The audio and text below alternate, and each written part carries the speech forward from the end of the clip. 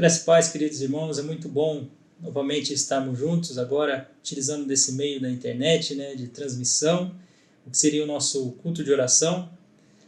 Nós retiramos esse tempo na semana para orarmos ao nosso Deus, para podermos refletir na Tua Palavra e assim conduzir as nossas vidas de maneira que agrade ao Senhor.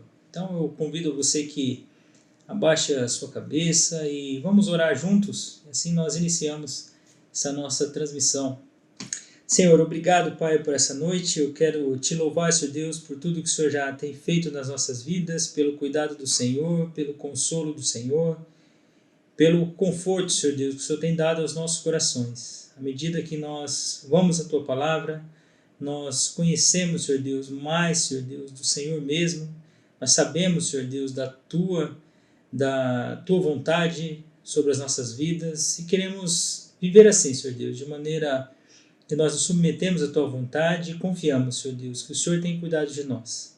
Nós te agradecemos por esse período e te pedimos, Senhor Deus, que possamos glorificar o Senhor, que possamos engrandecer o Teu nome à medida que nós meditamos na Tua Palavra. Nos ajude nessa noite e nós pedimos, Pai, em nome de Jesus. Amém. Amém, queridos. Eu peço que você abra, por favor, em Eclesiastes, no capítulo 7, e hoje nós vamos meditar em um versículo de Eclesiastes. Claro que em alguns momentos nós vamos para outros versículos, nós vamos citar, mas o nosso texto hoje está em Eclesiastes, capítulo 7 e o verso 14. Nós vamos ver no versículo 14 o que a palavra de Deus nos diz. Então, abra em Eclesiastes, capítulo 7, versículo 14. Eu leio aos irmãos, a minha tradução é revista e atualizada. Eu peço que os irmãos acompanhem, por favor. No dia da prosperidade, goza do bem, mas no dia da adversidade, considera em que Deus fez tanto este como aquele, para que o homem nada descubra do que há de vir depois dele. Eu vou ler novamente. Versículo 14. No dia da prosperidade, goza do bem, mas no dia da adversidade, considera em que Deus fez tanto este como aquele, para que o homem nada descubra do que há de vir depois dele. Queridos, o livro de Eclesiastes ele é tido como o escritor Salomão, apesar de alguns estudiosos argumentarem que o livro foi escrito numa época mais perto da vinda de Jesus, então pós-exílica, a gente pode dizer isso, mas com alguns versos que o próprio livro de Eclesiastes nos apresenta, é mais comumente aceito que ele foi escrito pelo próprio Salomão, o filho de Davi. É um livro que muitas vezes, ao ser estudado, algumas pessoas partem para a ideia do ceticismo, que ele realmente assim qual a razão da vida. Então é uma interpretação até muito complicada quando a gente entende realmente qual é o foco de Eclesiastes, apresentar que não há satisfação sem realmente que ela seja ligada a Deus. Não há como você ter alegria na vida, nas próprias coisas que você faz, na maneira que você vive, sem estar ligado a Deus. É isso que parece a ideia da vaidade, a ideia da inutilidade das coisas. Tudo isso, se elas não estiverem ligadas a Deus. É isso que Salomão apresenta. Alguns até colocam como Salomão um livro que direciona ali para os jovens, claro que não é só direcionado aos jovens, mas de uma maneira geral, aquela geração que viria ao ler Eclesiastes ia ter essa sabedoria que vem de Deus, tido como Salomão o homem mais sábio do mundo. Como alguns aceitam também, esse livro foi escrito posteriormente a Provérbios e Cantares. Alguns acreditam que foi no fim da vida de Salomão, no fim do seu reinado, que ele escreveu Eclesiastes. É interessante que eu peço a você que vá no capítulo 12, vire aí umas 2 páginas da sua Bíblia, por favor. No capítulo 12, olha o que como Salomão resume os escritos, Olha que impressionante, olha. Versículo 12. Demais, filho meu, atenta, não há limites para fazer livros, e o muito estudar é enfado da carne.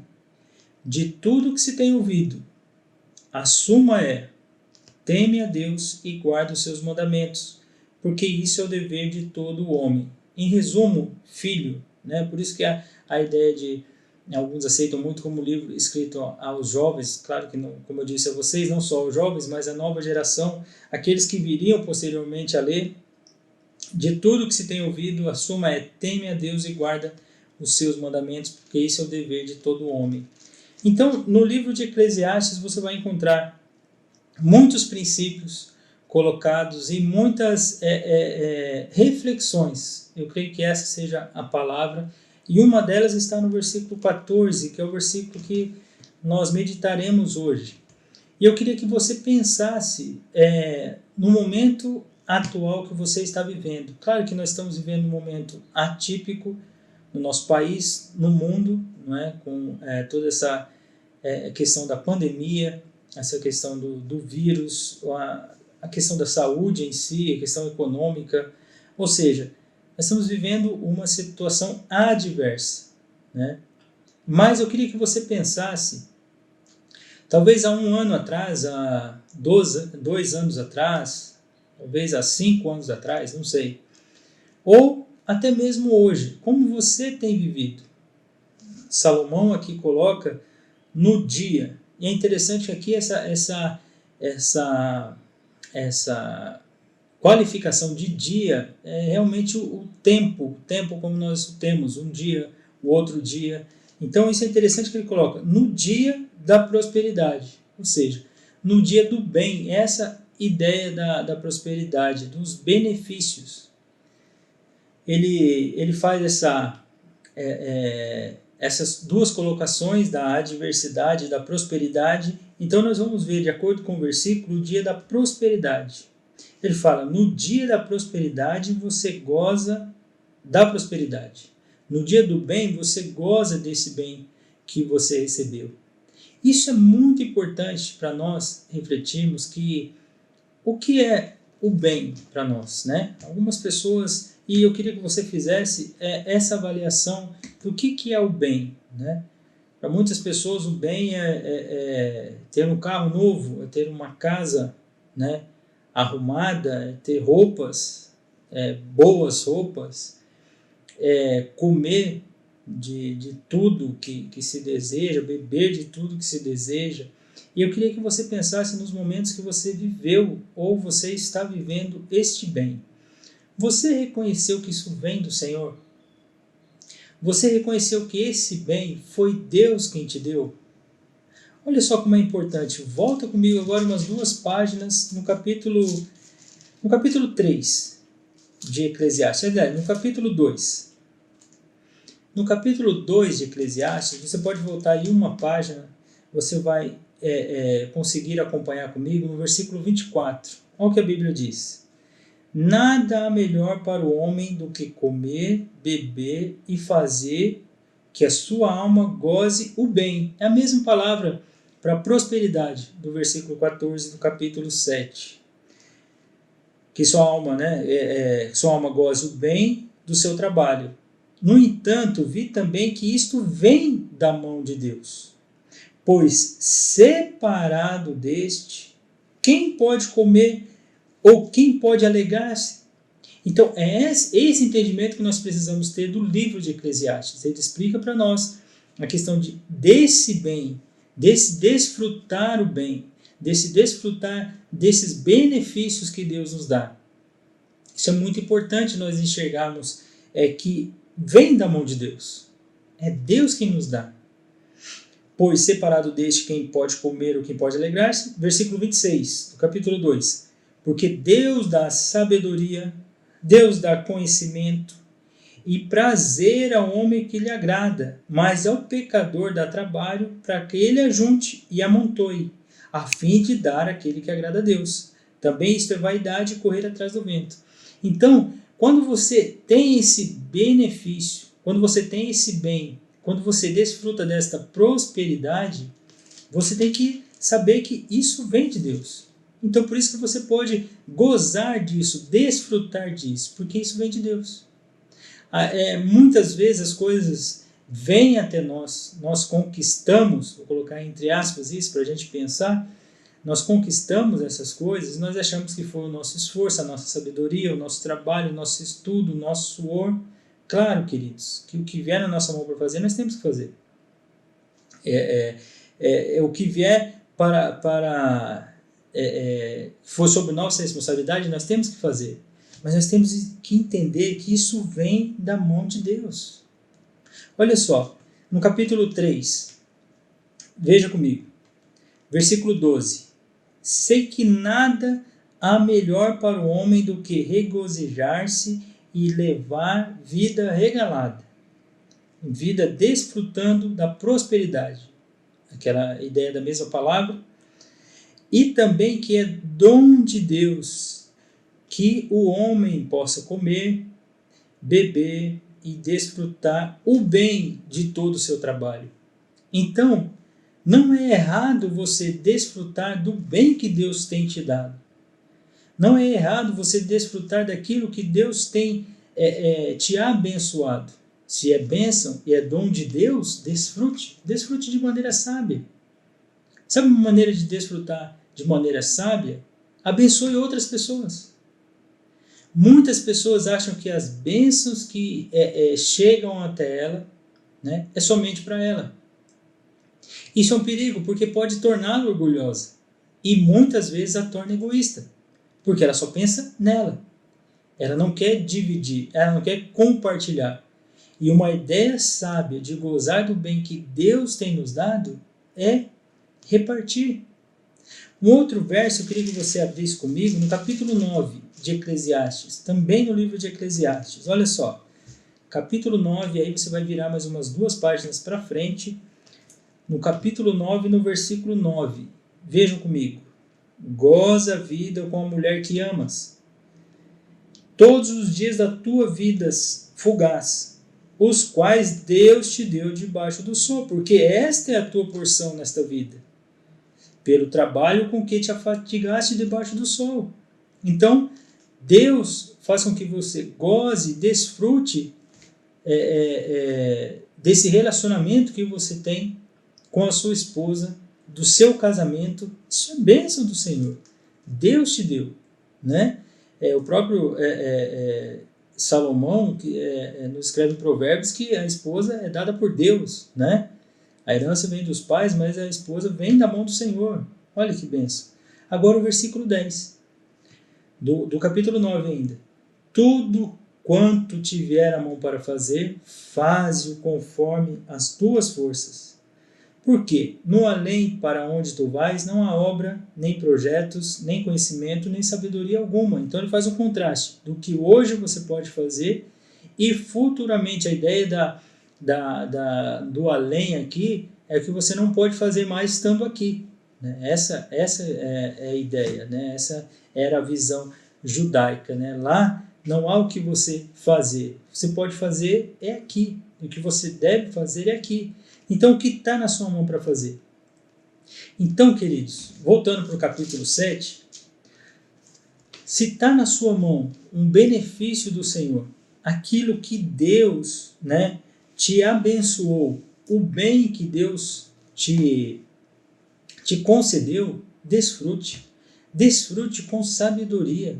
Abençoe pessoas. Façam que outras pessoas, vou usar essa linguagem, entrem na bênção com você. Olha só, né? Algo para pensarmos. Agradecer a Deus, como eu disse a você, eu dei um exemplo, tem pessoas que gastam carro, casa, roupas, comida. É preciso que você reflita o que é esse bem, o que Deus tem te deixado desfrutar. Né?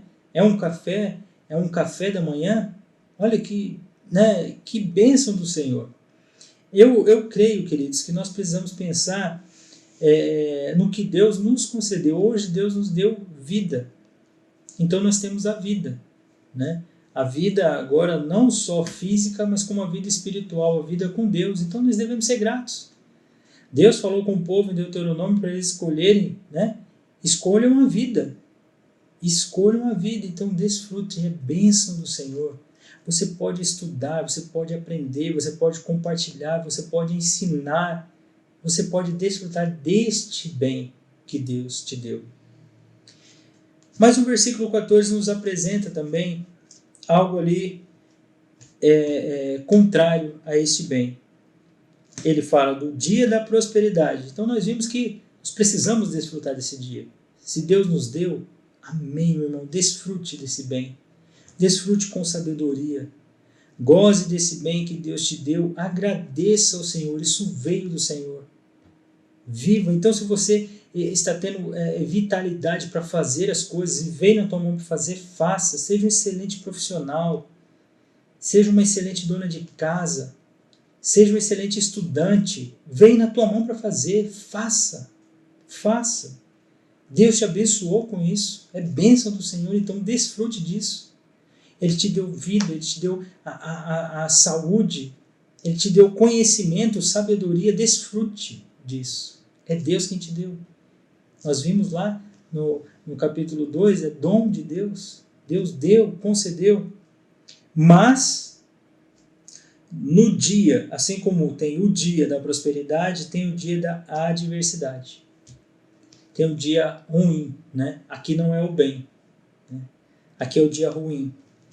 No dia da adversidade você deve fazer algo, você deve considerar, você deve refletir, você deve perceber, você deve aprender com esse dia da adversidade.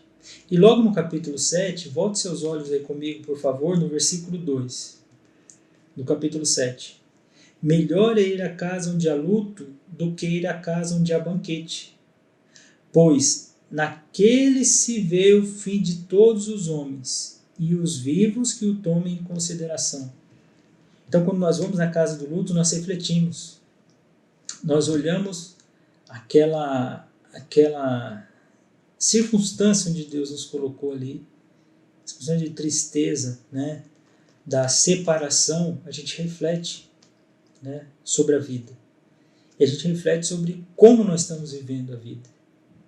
Mas é preciso que nós entendamos que virá o dia da adversidade. Assim como no dia da prosperidade, você deve desfrutar desse bem e reconhecer que é um dom de Deus. É Deus te dando essa bênção de desfrutar esse bem. No dia da adversidade você deve considerar. E considerar aqui, queridos, é realmente refletir. É pensar, assim como lá no livro de Ageu, o povo tinha deixado o templo, né, a reconstrução do templo, e aí as coisas não estavam acontecendo. As colheitas não estavam indo, o que eles estavam recebendo, o que eles estavam comendo, as coisas não estavam caminhando como deveria caminhar. Deus o chama através do profeta Ageu e diz: considerem o vosso passado, reflitam, vejam, pesem o que está acontecendo. Por isso que na adversidade nós precisamos entender que muitas vezes é para que nós aprendamos coisas, é para que nós reflitamos sobre o que está acontecendo. Eu lembro de Abraão, quando Deus pediu o sacrifício de Isaac, né, que eles estão indo, Isaac vai junto com seu pai ali, os servos, Abraão deixa os servos ali na beira do monte, longe do sacrifício, onde seria o sacrifício. E aí quando vão subindo, a pergunta de Isaac: pai, nós temos a lenha, nós temos todos os materiais aqui, mas cadê o cordeiro? E Abraão, numa demonstração de fé, ele diz: Deus proverá. Deus proverá o cordeiro para si, meu filho. Era a confiança que Abraão tinha em Deus, de saber que Deus sabe as circunstâncias que eu estou passando. Deus sabe até onde eu posso ir. E Deus sabe onde é que eu devo chegar nessas circunstâncias. Então eu descanso no Senhor. Eu aguardo no Senhor. É uma situação extremamente difícil, foi o que Abraão passou. É a situação adversa. Agora, quando nós passamos, nós precisamos refletir. Às vezes, muitas vezes, irmãos, nós caímos no erro de quando nós estamos desfrutando do bem, da prosperidade, né, das bênçãos que Deus tem nos dado, nós falamos, Deus está conosco. Ah, Deus está me abençoando, Deus está comigo, Deus é comigo. Você está desfrutando da bênção. E você tem que gozar desse bem. O versículo diz isso. Só que nunca esqueça que isso vem do Senhor. Nunca esqueça que Deus lhe concedeu isso. Agora, quando vem a adversidade, aí você considera algo muito importante. Muito importante. É a continuidade do versículo. Olha o que diz. Mas no dia da adversidade, no dia ruim, no dia em que as coisas não são aqueles bens que você desfrutava, não são aquele dia da prosperidade, é o dia ruim. Você considera em que Deus fez tanto este dia da adversidade como aquele dia da prosperidade. Então você considera isso, queridos. Você para pensar por que Deus tem permitido eu passar esse dia da adversidade.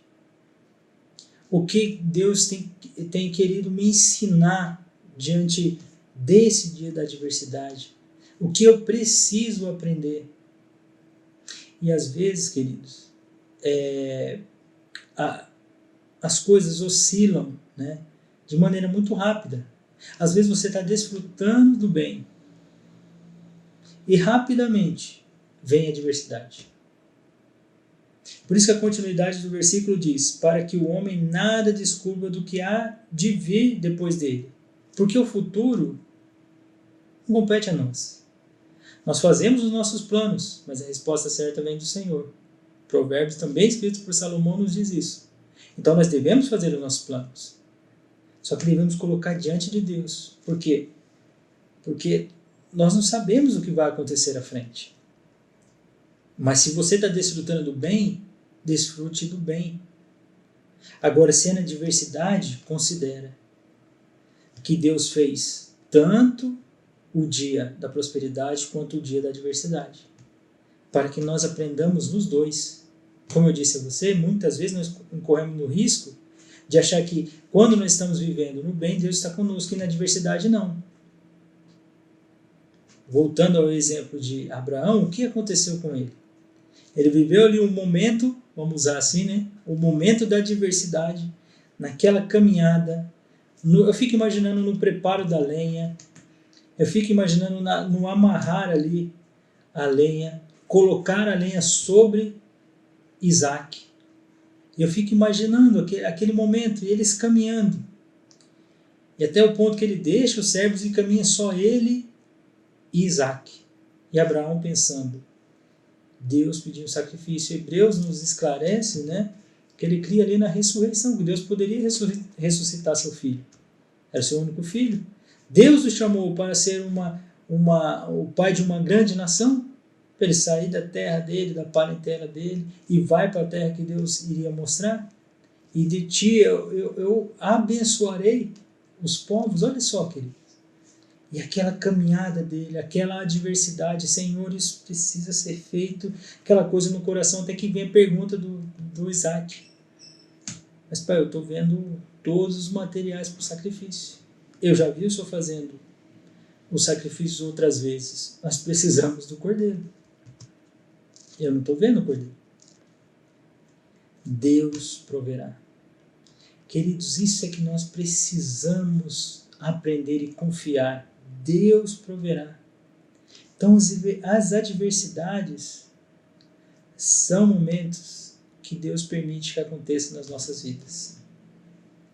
Por mais que nós queiramos viver o bem, e claro que nós queremos viver o bem, isso vem do Senhor, mas devemos saber que a adversidade também virá. Como você está diante dessa, enxergar esse tipo de situação, o bem e a adversidade? Um outro versículo que tem a ver com o final do versículo 14, está no capítulo 3, se você quiser, você pode voltar no capítulo 3 juntamente comigo, no versículo 11. Olha só. Tudo fez Deus formoso no seu devido tempo. Capítulo 3, versículo 11. Tudo fez Deus formoso no seu devido tempo. Ele também pôs a eternidade no coração do homem, sem que este possa descobrir as obras de Deus, as obras que Deus fez, desde o princípio até o fim. Ao mesmo tempo que nós vemos ali que Deus, deu ao homem essa perspectiva de eternidade, Deus não revelou ao homem todos os seus mistérios. Então essa eternidade está no nosso coração. Por isso que o versículo 7 diz que para que o homem não descubra o que há de vir depois, porque nós o sabemos.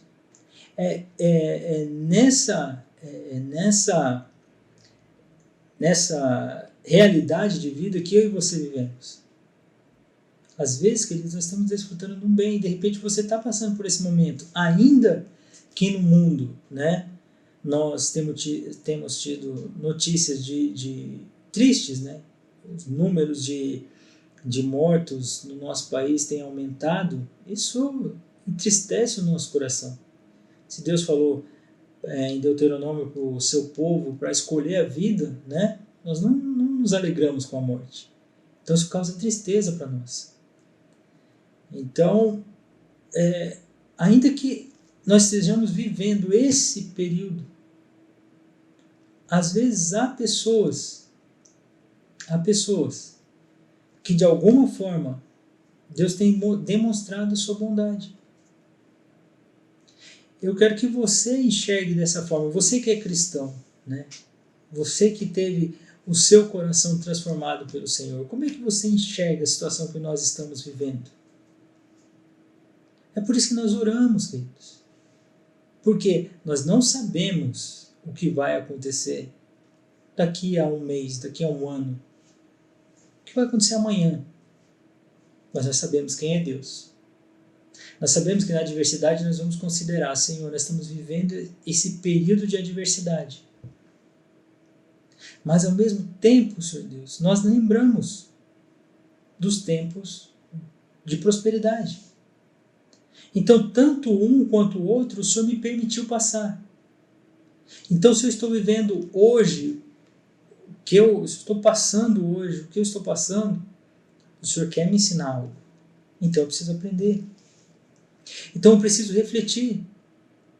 Pode ser que muitas atitudes que eu estou tendo, tenham conduzido a minha vida para estar distante do Senhor. Às vezes, não só os comportamentos, mas a questão de vontade, de pensamento. Às vezes estamos conduzindo para estar distante do Senhor. Às vezes você não está enxergando isso e Deus está te levando a enxergar. Te levando a enxergar que você depende de Deus. Sem Ele nada você pode fazer. E quando você vai considerar isso? Quando você estiver vivendo este momento. Um outro versículo que eu acho maravilhoso, veja aí comigo no capítulo 7. Olha só, queridos.